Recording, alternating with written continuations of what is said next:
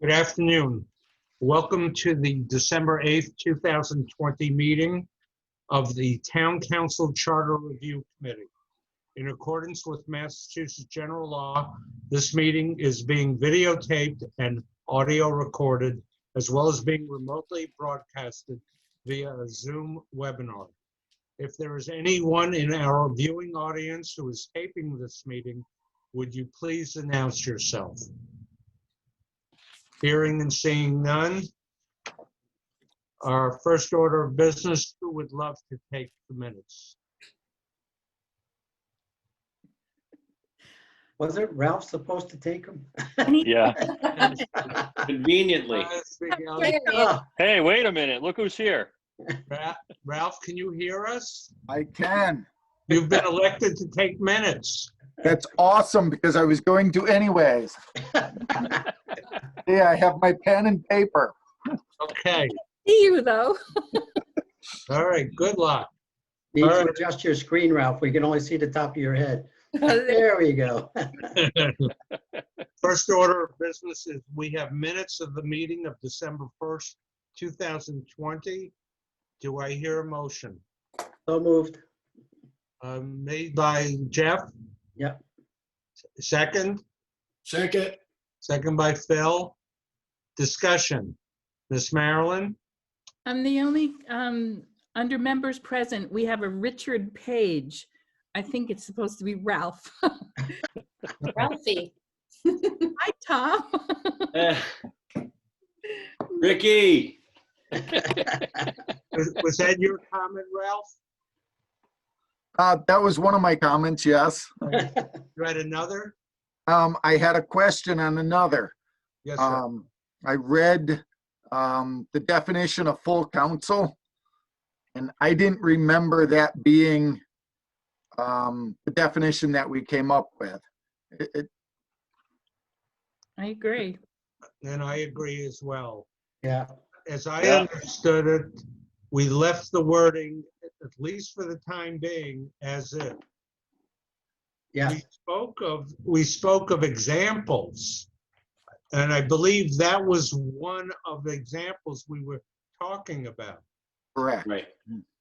Okay. So,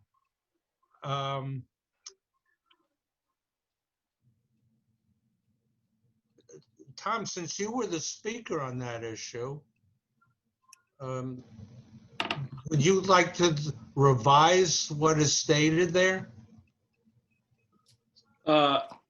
Sure. I mean, I guess the outcome was we were leaving the wording alone. Yeah. Right. Do we want to delete that second sentence in that paragraph? And just put no action was taken on the definition? That's fairly accurate. Who made the original, who made the motion to approve, Jeff? Yes. Will you accept that as an amendment to your motion? Yes. Okay, and who had the second? Phil, were you seconding? Yes. Yes. Will you accept it as a second? Yes.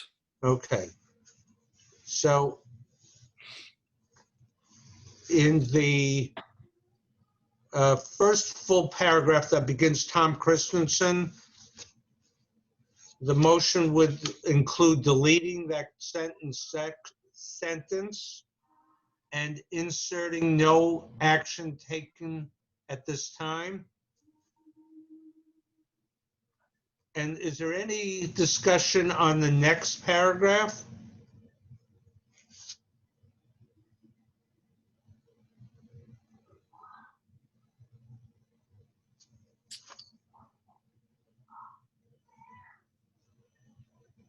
Is it all right to leave those in there? Because it merely states these are key votes.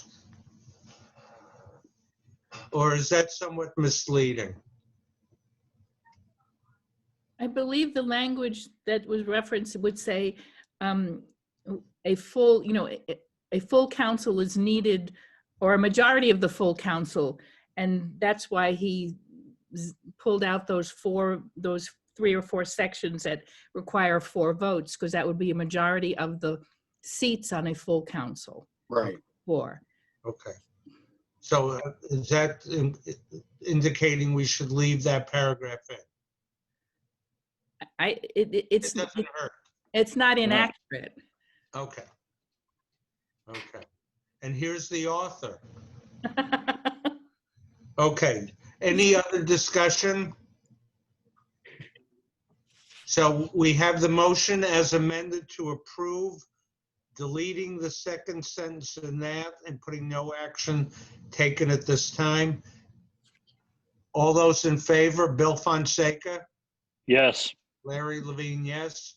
Phil Adams, Yes. Jeff Bosworth, Yes. Tom Christensen, Yes. Marilyn, you'll vote you'll vote on this even though Andy arrived late. Okay, Making Yes. a decision. yes. And Ralph? Yes. Okay. Welcome, Andy. Thank you. Sorry I'm late. No problem. Jeannie, do you need Andy to resubmit it? I just made the changes myself, if that's okay. Say that again? I just made the changes myself because I have the document that Andy forwarded to us. I just made the changes and Oh, you made it, you can make yeah, it. so I can do that. So I'd like to post them right away. Okay, We approve them, I post them. you're okay. Yep. Okay. Something on the minutes? Yes, in your paragraph that begin, Tom Christensen had researched, Yep. we deleted the second sentence and in its place put no action taken at this time. Okay. Because that was just an example we were speaking of rather than changing the definition. Okay. All right. No, Go ahead. Larry, you said deleted the second sentence? Yeah, Yeah. the one that begins discussion. Should be the I'm third sorry. sentence. It should be the third. Right, okay. All right, Thank I'm you. sorry. Third sentence. Is that all right with you, Jeff? Yes. Phil? Yes. Everyone else okay? Yep. Yeah. All right, so the third sentence. My eyeglasses. Okay. All right, we are back to the suggested modifications from Pat Henry. We had left off on his comment on page 9, section 2.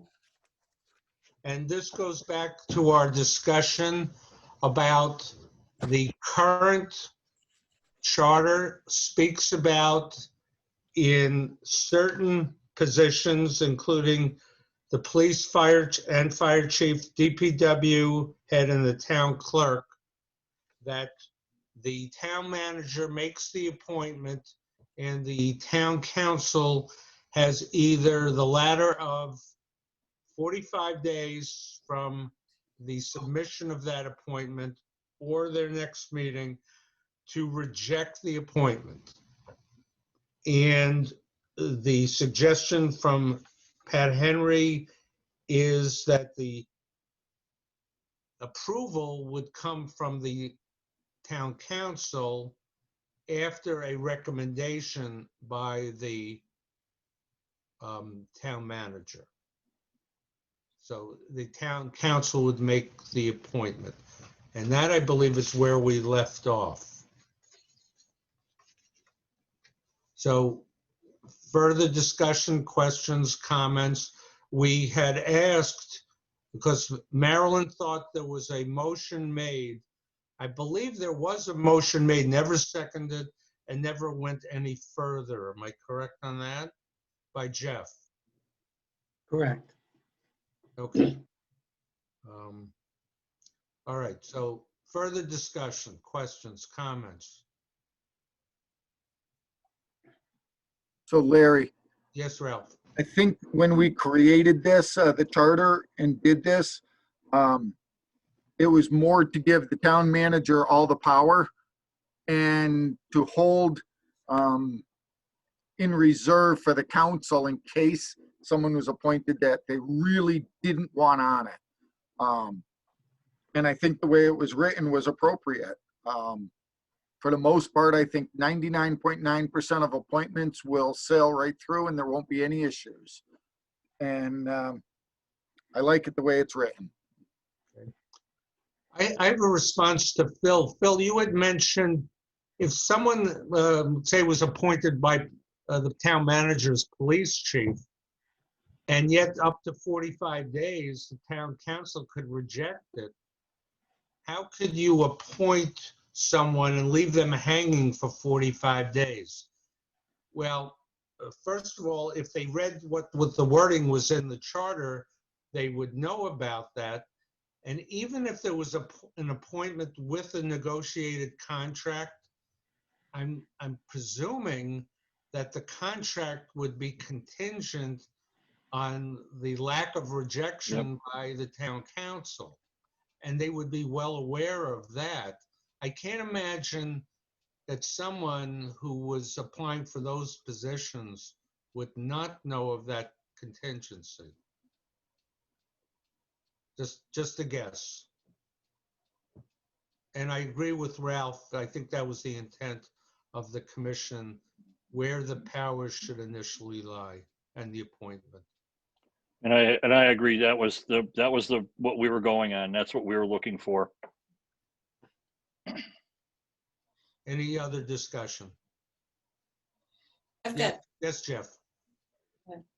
I kind of like to withhold some of the power from the town manager, not give a town manager so much power. So noted. Any other discussion? Yes, Jeannie. I just got a comment. In Article 5, Section 4, at the bottom of page 14, it also refers to appointments by the town manager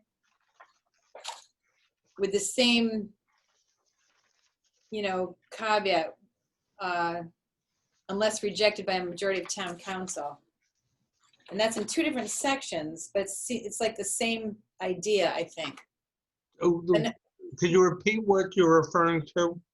On page 14, On page 14? Section 4, and it's under Article 5, Administrative Organization. Because I believe there's 4 spots in the charter that refers to appointments, and they all seem to contradict each other.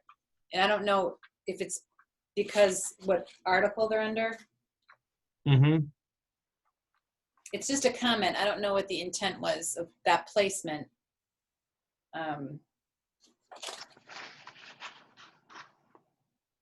Now you're talking, you do recall we inserted language in that particular section. And I could have been absent for those meetings, so I apologize. Okay. So we voted on a insertion of the following language after within 45 days. And that language would say, of the town manager's presentation of the name and qualifications of the recommended candidate for the position to the town council. Okay, Because it was vague, and yes. perhaps if you go back to Article 3, Section 2, number 1, we should consider inserting that same language there. I agree. Yeah. Yes. I agree. 'Cause it should be more consistent because Yep. I think it's awkward enough as it is, personally, but If there's a motion on the floor, please announce it.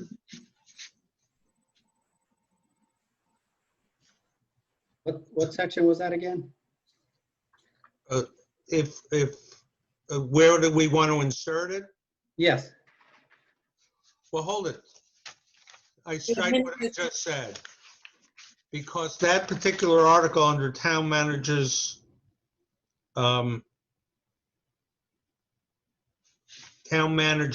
Powers and Authorities 1 has the language that we used and inserted in Article 5, Section 4.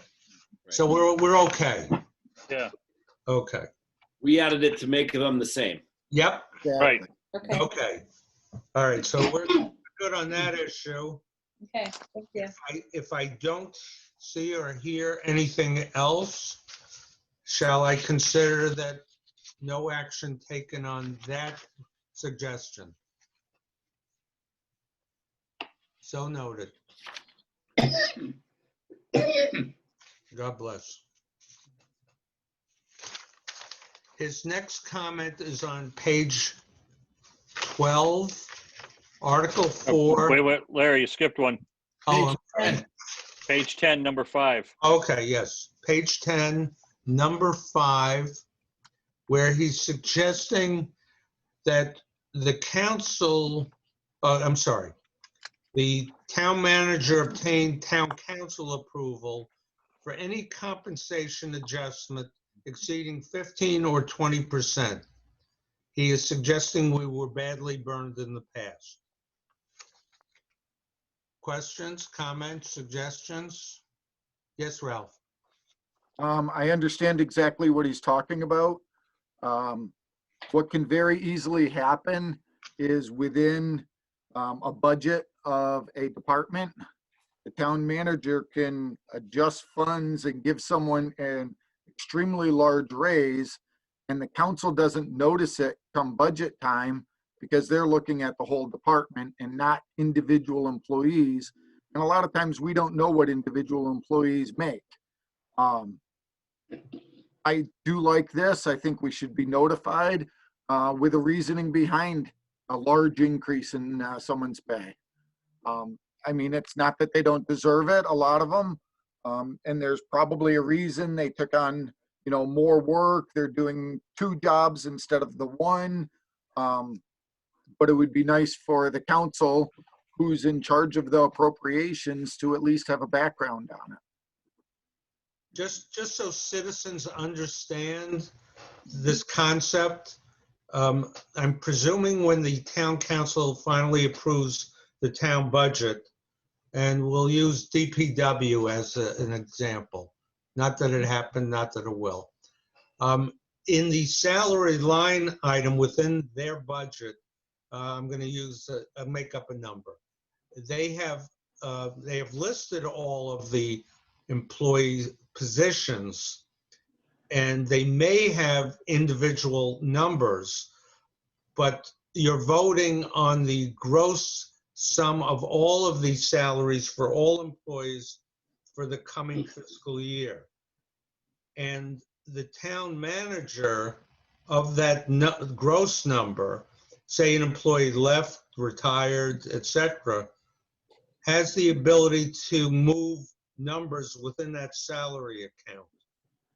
And what Pat Henry's suggestion is that if the town manager wants to manipulate, and that's not a bad word, manipulate, the salary of an individual position, and it's more than the original stated amount by X percent, then they have to come for ratification by the town council. Am I explaining correctly? Sounded perfect to me. Uh-oh. So, Phil? Yeah, I was just gonna say, I'd like to go lower than the 15%. I think that's awful high for a municipal employee to get a 15% increase, unless it's multi-years. But a yearly, I mean, I'm thinking 10% should be the marking point where the town council should be aware of it. Well, in order to move on this, we need a motion to somehow amend number 5 within that article. Well, I just make the motion to change the adjustment exceeding 10%, or no, just 10%. that the council should be approved of it. Okay, can I take the liberty of suggesting some different wording? Sure. So at the end of number 5, after appropriations, if you were to say something notwithstanding, and then put a comma, any increase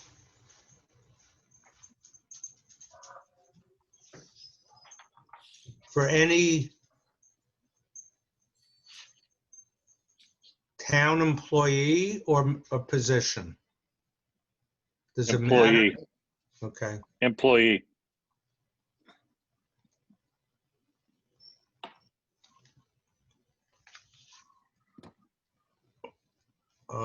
Any increase for any town employee of more than 10%, 10% or more. Exceeding 10%? Exceeding is a better word. okay, exceeding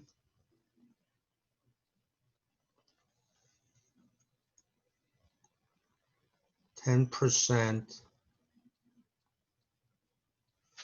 in any fiscal year? Yes.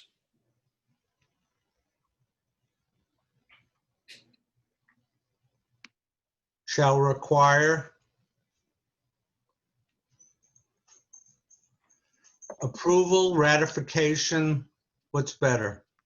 Approval. Approval. Yeah. By the town council. How's that? Could you read it all the way through? Sure. Notwithstanding, comma, any increase for any town employee exceeding 10% in any fiscal year shall require approval by town council. Good. Is that acceptable, Phil? Yes. Okay, is there a second? Second. Second by, I saw Jeff's hand first. Perfect. A discussion? Hearing, oh, yes, Tom. Is it okay for me to vote on this? That's a good question. You want to raise? 8.5%. 9.5, you're good. Sure. All right. Well, I didn't want to get greedy, Bill. No, think- that one-time I think shot. it's okay, because it's not, this motion and the amendment, I don't think directly affects you. But if you feel uncomfortable, you can abstain. Well, we're It's just only making, a recommendation to the town council. yeah, Right. we're just making a recommendation. Okay. Just Okay. checking. Thank you. Okay. Any other discussion? Seeing and hearing none, all those in favor, Bill Fonseca, Yes. Larry Levine, yes. Phil Adams, Yes. Jeffrey Bosworth, Yes. Tom Christensen, Yes. and Ralph Page, Yes. Andy Frazier. Yes. Okay. Just out of curiosity, does anyone know who obtained 15 or 20% raise? You said it happened in the past. Does anyone know? Yeah. I was going to ask that same question too. Yeah. Go ahead, Marilyn. It's been flushed out. Say it again?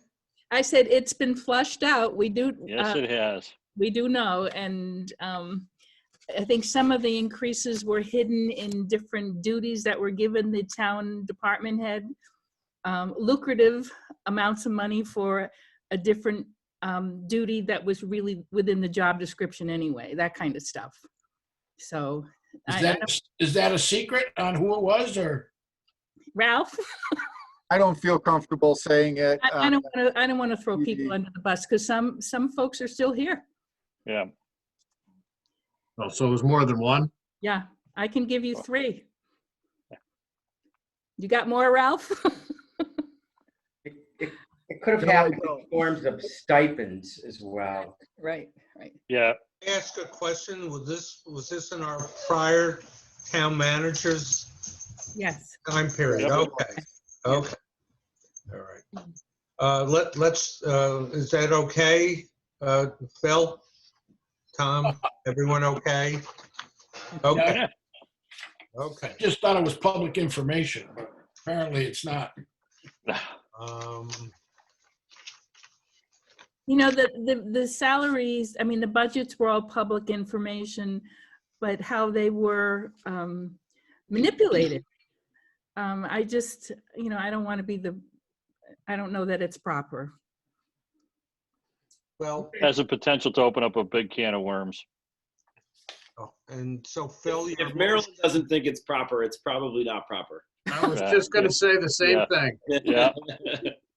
So your motion is well received. All right, his next comment is on page 12, Article 4, Section 2. He is suggesting expanding the school committee to 7 members. No. They control over half the town's annual budget and full-time employees. And so I open it for discussion on that suggestion. This was brought up when we wrote the original charter, and given the size of the town, I think where we are with 5 is just fine. Is there a method for determining how many members a school committee should have? No. There's no formula. How many, like, in surrounding communities, is it similar? Yes.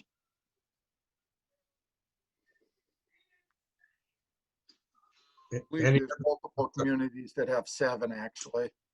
Yeah, there are. And we had talked about it. Yes, we did. What would be the disadvantages of doing that, Bill? I think it's a great learning curve to try and figure all this mess out coming in right off the street. I mean, it's a big time commitment. I mean, let's face it, we don't get a lot of people to run for office as it is now. That's- We expand this thing, I mean, we could be in trouble. I just think where we are and the amount of work we're doing, I think given the size of the town, we're fine. Any other comments, suggestions, motions? Uh, Yes, Tom? Would there be any advantages to going to 7 other than having? No, I don't see it. Quite honestly, I don't see it.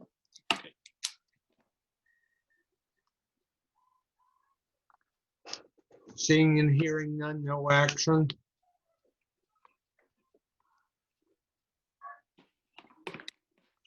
His next comment is on page 13, Article 5, Section 1.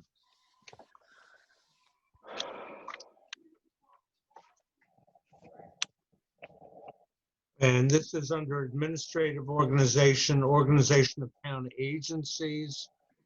And he's suggesting the whole section needs reworking. It's a bit inconsistent with our charter's strong town manager concept to have so many restrictions on reorganizing internal departments. Beyond that issue, I find the first 2 paragraphs excessively wordy and redundant.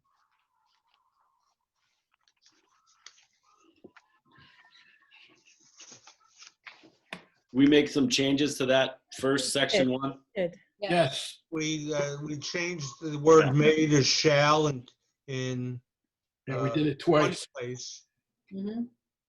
and we changed in that continuation on the top of page 14. We changed the may in the second to last line from may to shall. Other paragraphs, the next paragraph, no action. Then we made some word changes in the third paragraph, where any other change to, I can't even read my handwriting. Oh, okay. The other changes To to, repeal or any other change to existing bylaws. Right. Right. And we, in the Yep. last line, next to last line, instead of by a message of the town manager, we inserted by a written statement from the town manager. Correct. Mhm. And the last paragraph in that section, no action. Right.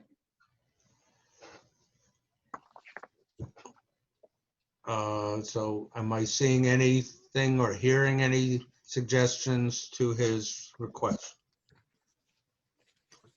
Seeing and hearing none, no action on that suggestion. His next one is page 14, section 4, under appointments. Need to re-examine whether the council wants authority to reject any appointments by the manager or only appointments of chairs of committees or none. We must remember that boards have historically had the power to elect their own chairs. The town manager has pointed out the political and practical difficulties inherent in the current disapproval within 45-day process and suggested codifying a process whereby an applicant's name is sent to the council and the members have X number of days to respond, with the town manager retaining the full authority to appoint anyway after hearing from the councilors. Also, the appointment process we decide upon should be described separately from the suspension removal process, in which I suggest the town manager should have full authority. I think on that last comment, I wrote down that town manager does have that full authority right now on suspension and removal. Am I reading it correctly or remembering it correctly? Yep. Yes. So what I think Pat is saying is that any, he's suggesting all appointments to any board or commission or committee would have that 45-day veto power by the town council. Am I correct in that? Yes, Tom. I think he's saying you have X days to respond, so that would be something to determine. Okay. So if you say, well, I want to appoint so-and-so to this board, the counselors have X number of days to express an opinion, and then the town manager has authority anyway. Is what I'm getting out of his comment here. I agree. Yeah, I'm getting the same thing. Okay. So the process as it is now, there are certain positions that have the same veto power that we saw in the prior positions we Right. discussed earlier. Right. But other than those, it's unilateral right now with the town manager. So what's your pleasure, people?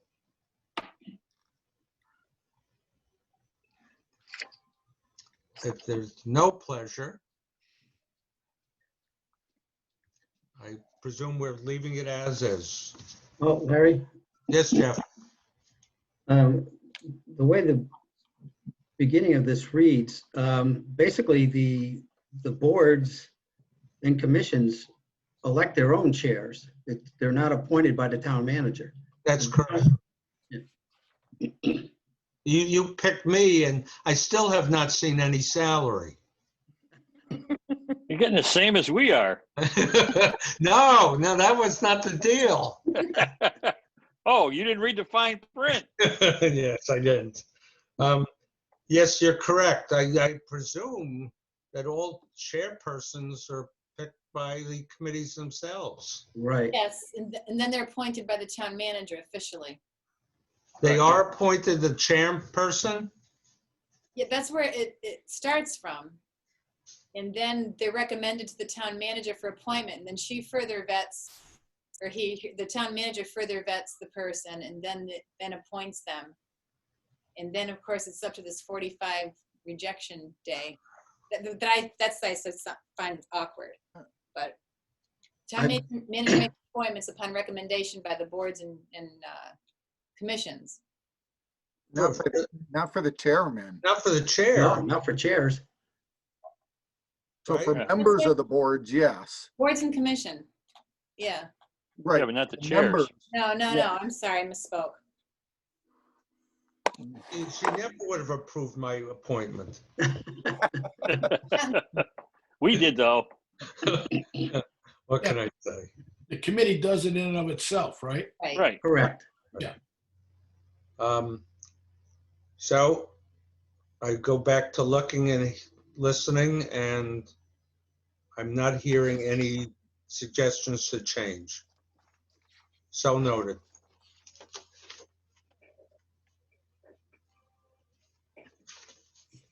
His next suggestion is on page 17, section 3A. Question whether 50 signatures is a reasonable, robust requirement for such a responsible position. And this would be to place a name of a candidate on a ballot would require 50, and Pat is suggesting that 100 or 250 signatures would be more appropriate to a legitimate interest in serving. The way it reads now, it says a minimum. It doesn't mean you can't have more. That's correct, but if I only got 50 signatures and they were all valid, I'm on the ballot. Yeah. Okay. So Larry, doesn't this have something to do with state law requiring X number of signatures to run for a position? I don't know. I thought that's where this came from. I thought the state requires a certain number of signatures. I seem to recall something along those lines as well. Well, are you talking a number or a percentage? A No, number. a number of signatures. I Number. believe they require for running for a planning board position like that, that it's 50 signatures. But is that a minimum? That's a minimum. I believe so.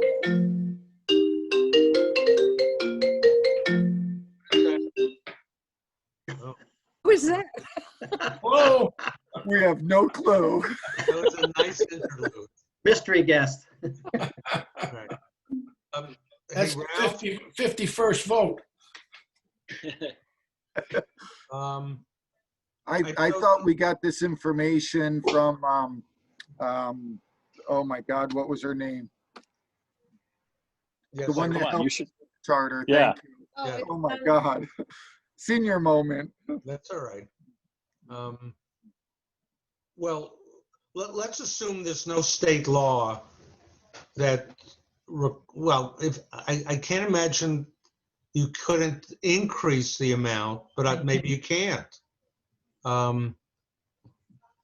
Forget about the law for the time being. We can research that. What's your inclination? Leave it as is. Okay. I would Marilyn? agree. You know, it's hard. It's hard enough to get people to want to serve. If you make it too cumbersome, people aren't going to want to do it.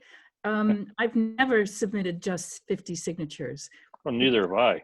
because I use it as a way to get my message out, and I talk to people, and I submit 150, 200 signatures. Yeah. I mean, but that's what a lot of people do. So I don't see any reason why we need to play with this. Just leave it alone. Yes, Mr. President. I would also add, everybody seems to go over the Mhm. 50 required just for authentication purposes. Yeah. when signatures are unlegible, everybody's goes over. So not being part of the committee, I wouldn't suggest a change either. It's hard enough to solicit people who want to step up and work for the community. I mean, when you go out and you look for signatures, you don't know if they're registered voters. That's They right. tell you they're registered, but you never, until Jeannie's office checks them over, you don't know. So I've always gone way over. And you look at, you get the papers back and you're amazed at some of the people who aren't registered voters. Mhm. Yep. So, like I said, I'll stick to my original suggestion saying we leave it alone. Agreed. And probably if you had to raise it, if you raised it to 100, then you'd have to go X number over 100 just to make sure you had 100 good ones. Correct. Any other comments? No action on that suggestion. So although that concludes that preliminary list, which was received around June 30th, there was another a suggestion he made on July 17th through a separate email that I think, well, I got it individually and then I forwarded it on to you. And the essence is about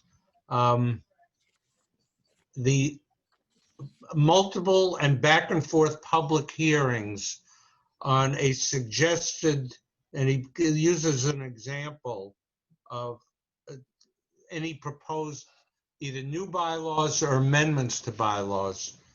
And he talks about, he understands why it was good under the open meeting law and for transparency,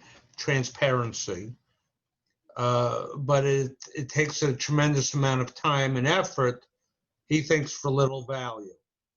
And he talks about liquor licenses as an example, that you have a license subcommittee and then it can go to a bylaw subcommittee, and he's wondering why you can't streamline that.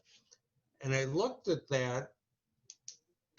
The charter doesn't prohibit the council, if you set up multiple subcommittees, from having them review at the same time and bring their suggestions and conclusions at the same time to the town council.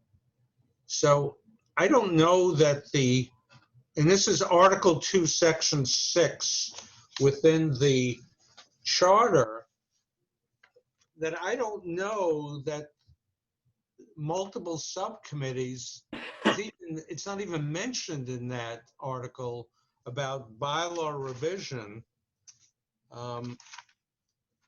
And internally, under the rules of the council, you can do that yourself. If that's the issue, to streamline the process.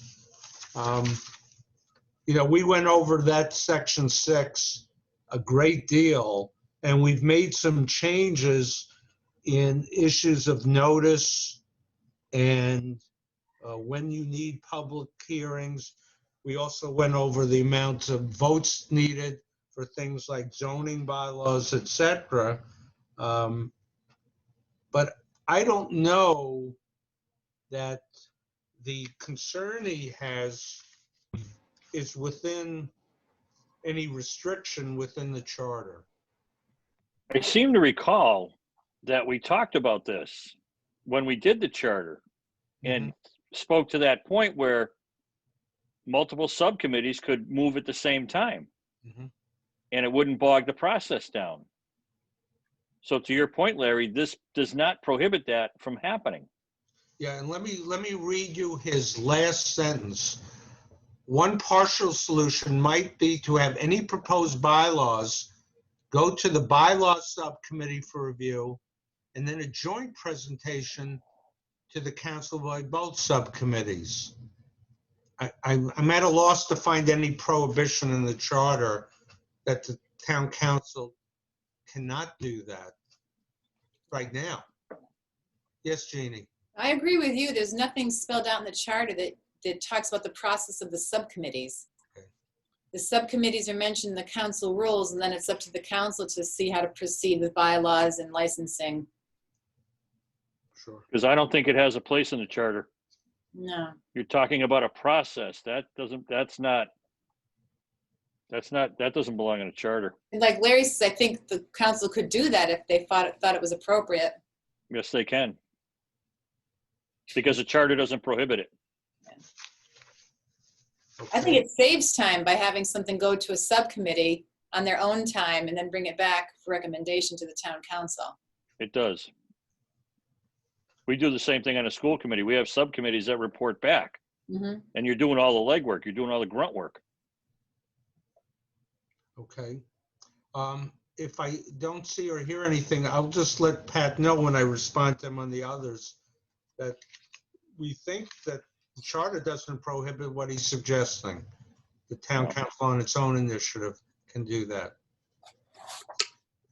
He also made some further comments.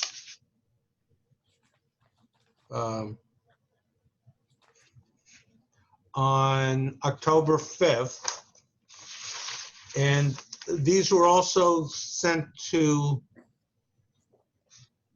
I don't know if the whole town council saw this, or Mr. President, you saw it, because I see it on your email.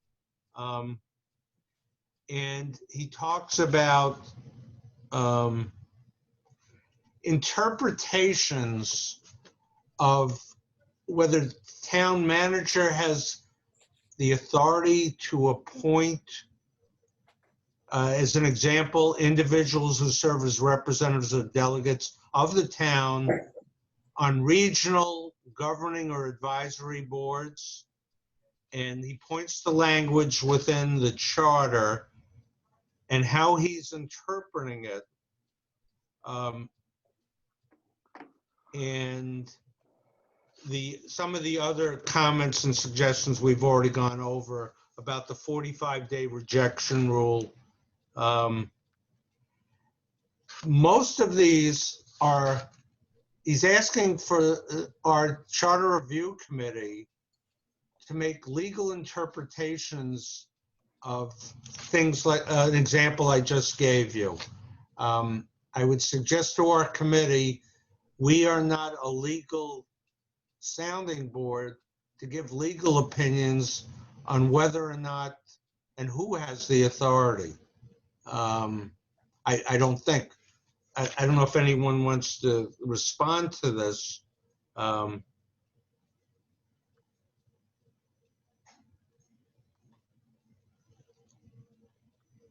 But that's how I would suggest responding, that these should be addressed from the town council to the town's lawyer if it poses a question that has to be interpreted. I hear mom, and therefore that's what I'll do. Okay. Thank you. That concludes Mr. Pat Henry's suggestions. The next citizen suggestions we received were on August 18th from Diane Tiago. And her letter is quite long. In fact, it's about 4.5 pages long. And I'll look around, and my first question is, have you all had a chance to read it? So I open it on the floor for discussion.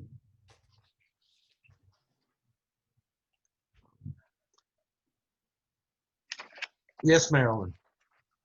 As I look through this lengthy document, I want to tell Diane how much I appreciate the effort she put into citing case law or chapter, rather, Mass General laws in support of what she was thinking. I tried to get through the lot of the paragraphs to the nitty gritty, and my feeling is that the library has struggled with the change in our form of government as to, for instance, control of the library director. The director now works for the town manager. The director does not work for the board. And I know there were conflicts within some of the things that the board had done previously that they no longer can do. I don't work for you, I work for the town manager kind of scenario. I don't know if some of these things are still happening. There was a huge emphasis on having, the ability to go into executive session to discuss something. And that I struggled with, because I would think that if there was an issue that met the criteria for going into executive session, they could do it. I don't know if anyone else sort of took from this information that same type of impression, but I also got the sense that library trustees have different sets of rules based on the statute. And that's where the rub comes in, because I think they've sensed that they've lost some of their power, kind of like the DPW. But that's how I took it. And so I don't know how we can really facilitate change to support some of these things specifically. That's where I'm coming from. Yes, Jeannie. I can speak for the executive session. The open meeting law refers to executive session for any public body. So there's really no need to refer to that in the charter. So that's my comment on that part. But I agree with you, Marilyn, on the other. That it's a big change for library trustees. I think the biggest problem that they have right now is, and Marilyn, you spoke to this, is they have no say in who the director of the library is. Now, when we wrote the charter and we took all their, made them an appointed body, we were careful not to do anything in conflict with the laws that do govern them on the state and federal level. But the biggest change we made was we made them an advisory body, and the library director would be hired and was reported to the town manager. I mean, we got numerous documents when we were going through when we were writing the charter, speaking out against what we were doing. Was this from the library trustees? Yes, it was. Okay. One in particular. Because I just read, I wrote in the paragraph next to this, I wrote power struggles. That was just my note. No. To bring me to this particular paragraph. And it said that they wanted the trustees to maintain their managerial role and responsibilities based on Mass General Laws, Chapter 78, Sections 11 to 12, and then 33. And that there are other communities that have appointed their trustees, but still allowed them to have their managerial authority. So that's where the rub comes in. Right. Because they have no authority over the library director. Right. But Bill, isn't that true with all the departments? I mean, the DPW is just an advisory, Yeah. right? Yep. Yeah. We are the school committee is the only other body who is responsible for our superintendent. Nobody else can do anything, but we're under our own set of laws. Yeah, right. But there's only two elected bodies left in town. It's the council and us. Everything else became advisory bodies. Right. And when they became advisory bodies, they lost their powers over employees. And it was all shifted to the town manager. And that was one of the purposes in creating a strong town manager, was to centralize the power. And after 4 years, do we find that's a healthy decision? I don't see a problem with it, but I'm only one opinion. Yeah, no, I was asking, Oh. the whole committee. Yeah. I mean, I don't see a problem. I'm with Bill. I don't see a problem. That's why I'm wondering why the library has this problem. Well, reading this letter in whole, I think the biggest issue she brings up, and I can call her on our behalf, is that she's talking about the climate, especially with the former town manager, and the lack of communication on different issues. That why the town manager was not involved with any meetings or interviews with the members of the Charter Commission. And the Charter Commission was formed and dissolved before our first town manager was hired. Right. So then she also points to no acting town manager shall have the authority to appoint, discipline, etc. And I mean, and then the questions of open meeting law, I mean, if they aren't aware, it's easy to print out and see when you can go into executive session, or you can ask for help. I think overall, though, if when we meet with Mary, to bring something like this to her attention, that, and you know, it's hard, but merely attending meetings of like the library trustees or other town boards, just to get knowledge of the members, see what their concerns are, see where they lack and they may need help and advice on how to do things, how to run a meeting, etc.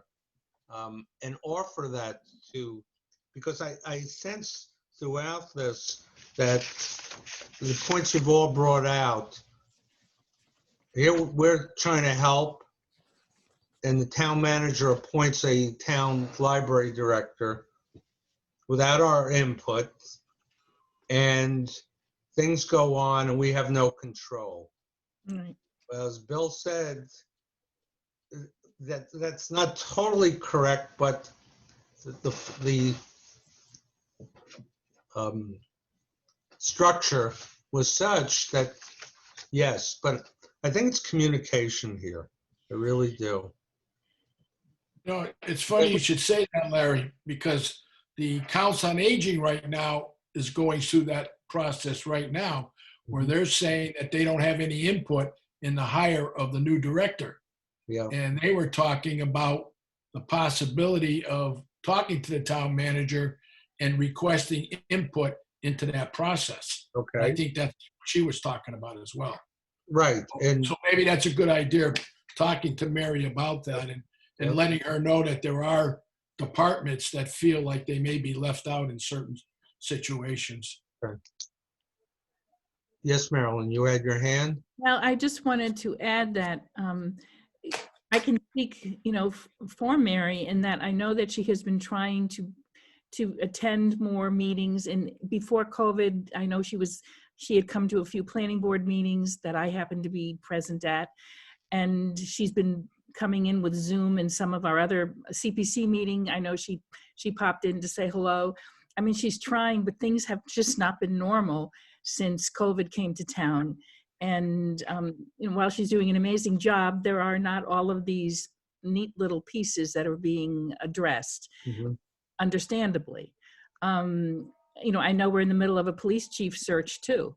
And so, you know, people have opinions about the Council on Aging. So maybe Mary it would help to know that maybe she should look for some input, say from the council or from the Council on Aging, about it would have to be about the acting director, because they wouldn't be involved in the interviews of everybody else. At least I don't think so. So anyway. Jeff, you didn't tell me it's time. It's fine. I was just going to do that. I was waiting for everyone to finish their speech. I'm sorry.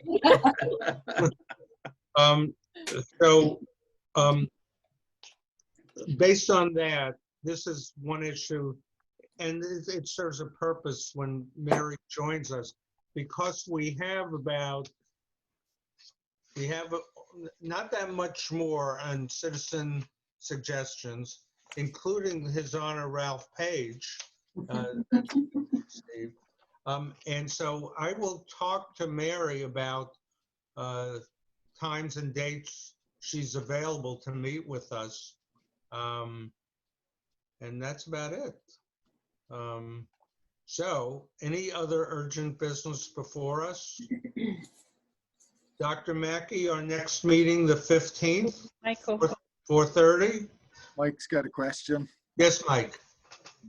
I just wanted to check on the subject matter that was brought up to cap raises at 10%. Are we protected from abuse of stipends as well? What do you mean protected?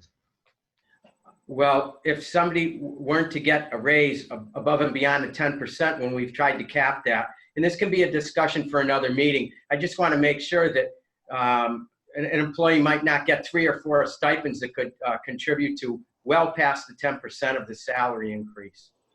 Can you bring that up as our next meeting? I can, I just didn't want to forget. Educate us how one can get a stipend rather than a compensation. Right. I know how they can, but I want you to educate everyone. Dr. Mackey, we good for the 15th, 4:30? Yes, you are. Okay. Do I hear a motion to adjourn? So moved. Ralph did it first. Was there a second? Second by Jeff. Bill Fonseca, Yes. Larry Levine, yes. Phil Adams, Yes. Jeffrey Bosworth, Yes. Tom Christensen, Yes. Ralph Page, Yes. Andy Frazier. Yes. All right, kids, stay safe. Good job. Yeah. Thank you. Bye. Bye-bye. Bye. Bye.